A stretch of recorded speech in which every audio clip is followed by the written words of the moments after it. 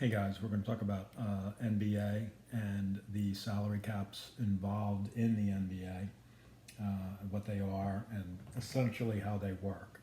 So, the NBA has what's called a soft cap. A soft cap is an amount that teams can go over the salary cap. There are exceptions in the NBA. In order to understand the NBA salary cap, you have to understand what's called basketball related income. The BRI, as they call it, is essentially all the money that the NBA makes from having their season, right? And the collective bargaining agreement is the place where you go to figure all of this stuff out, wherein it's essentially set forth that any money generated from all the sources that you guys can figure out, it's most of it is logical anyway. You know, what is the biggest generator of money in the NBA? It's essentially broadcast rights, right? Whether they're selling the right to broadcast to television, to streaming rights, whatever it is. All of the gate receipts is part of that. All taxes are taken out, but all facility fees are counted in. Exhibition games are counted in. Playoff gate receipts are counted in. Any complimentary tickets that the NBA or the teams give away, all of that is counted in as part of that basketball related income. Novelty programs, concessions at the arenas, parking at the arenas, proceeds from any sponsorships that goes on when you go. Just think about if you go to a Knicks or a Nets game, everything that's set up in that stadium to generate money.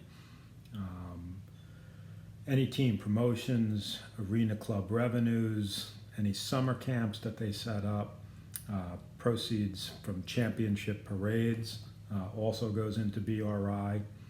Anything having to do with the mascot, dance team appearances, beverage sales rights, any proceeds from carts and kiosk sales in and around the arena, 50% of the proceeds from tours and ATM fees in the arenas, 50% of proceeds from arena signage. That's all the signs that go up all around there.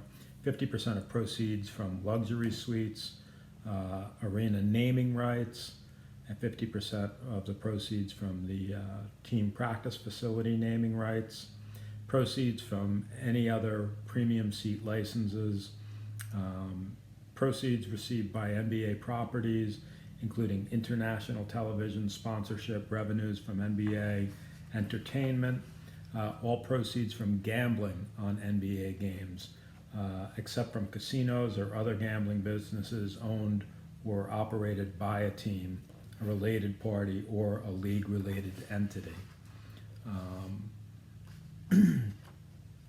All of those things go into figuring out what the basketball related income is. Essentially, the NBA takes that number and at the end of a season, they negotiate with the Players Association, the union for the NBA players. They negotiate what will be the salary cap for the season coming up, right? So for the seasons upcoming, the salary cap is based on projected amounts of the BRI.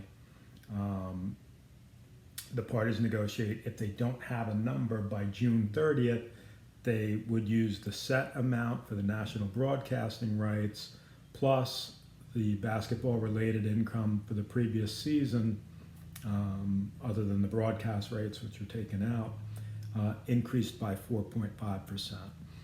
And that becomes the amount for the salary cap. Now, again, just like last week when we talked in baseball, this week with NBA, everything for next season is going to be very much off center, if you will, because there's no games being played. There's no income being generated right now, or I should say very little income being generated. You can put on, if you put on MSG, network, you can watch an old Knicks game. So there's some money being generated, but certainly not anything close to what they would normally generate. So all of that money is taken, and that is what you get your salary cap generated from, right? Teams then have to adhere to that salary cap, and they have minimums and maximums. They can't go over the maximums. We'll come back to that in a second. But for the minimums, when you look historically, teams have gone under the minimum amount, right? So the minimum amount for like the 2019 and 20 year was $98,226,000, which means that every team had to spend that amount for that season. You have teams that in the past, in the last 2 years ago, the Chicago Bulls, for example, didn't spend that amount of money that year. By not spending that amount of money, they had to pay the difference, whatever they paid less than that amount, and they had to give it to be divided up by the rest of the members of their team. Generally, money is given back to the NBA Players Association, the union, and they figure out how it's going to be distributed. But when a team goes under the amount, right, then the money is divided up just by that team. Now, I got to get back to the BRI, because if you take a team like the Knicks, right, and you can see from this basketball-related income, simply by virtue of the population in New York, the Knicks and the Nets have a distinct advantage over say the Milwaukee Bucks, where there just isn't the population base. Milwaukee doesn't have that population base that's going to generate that type of basketball related income. So when you get an amount, which is like a salary amount that every single team has to spend, and we'll just keep the numbers very easy. If the Knicks generate $3 million in basketball related income, and then the Milwaukee Bucks generate $1 million, right? You look at that and you say, okay, that's $4 million. If those were the only two teams in the league, that's $4 million that was generated. So if the BRI is 4 million, and we roughly take half of that and make that into our salary cap, right? Then each team is going to have to spend $1 million, because it would be $2 million divided by the two teams. That's 1 million each. Well, 1 million represents the entire amount that the Milwaukee Bucks generated, which means that 100% of their basketball-related income, in theory, would go back to the players. The owners wouldn't make any money, and so it would set up a system where teams from smaller markets couldn't really compete with the teams in the bigger market. And the bigger market teams are New York, Brooklyn, LA, Chicago, Houston. All of those are big market areas, right? And the smaller market areas, the Milwaukee, the Cleveland, they just can't compete with that. I would even say like a Denver or a Phoenix. And so what they do is revenue sharing, right? And revenue sharing basically sets up a system where everybody is, all of the money is basically pooled together, and the money is distributed throughout the league so that everybody has enough to adhere to the salary caps, right? Now, there are exceptions. This is a soft cap league, right?